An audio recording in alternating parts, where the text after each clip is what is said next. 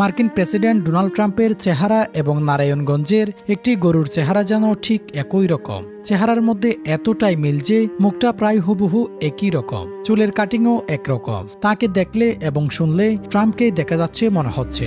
আজ হাজারো মানুষ এই গরুটাকে দেখতে যাচ্ছে, অনলাইনে হাজার হাজার কথা হচ্ছে। আজকে ডোনাল্ড ট্রাম্পের সঙ্গে যখন গরুর চেহারার মিল দেখা গেল, তখন নবী করিম সাল্লাল্লাহু আলাইহি ওয়াসাল্লামের একটি হাদিস সামনে এলো। নবী করিম সাল্লাল্লাহু আলাইহি ওয়াসাল্লাম বলেছেন, কিয়ামতের আগে কিছু মানুষকে আল্লাহ রাব্বুল আলামিন গাধায় পরিণত করবেন, পশু পাখিতে পরিণত করবেন, তাদের চেহারা পরিবর্তন করে দেবেন। ডোনাল্ড ট্রাম্পের চেহারা গরুর সঙ্গে মিলে যাচ্ছে, মানে কিয়ামত অতি সন্নিকটে। নবী করিম সাল্লাল্লাহু আলাইহি ওয়াসাল্লাম আরও বলেছেন, গরুর পেট থেকে মানুষের বাচ্চা হবে, আর মানুষের পেট থেকে গরুর বাচ্চা হবে। আজকে এই গরুর চেহারা দেখেন, হুবহু ট্রাম্পের সাথে মিলে যাচ্ছে।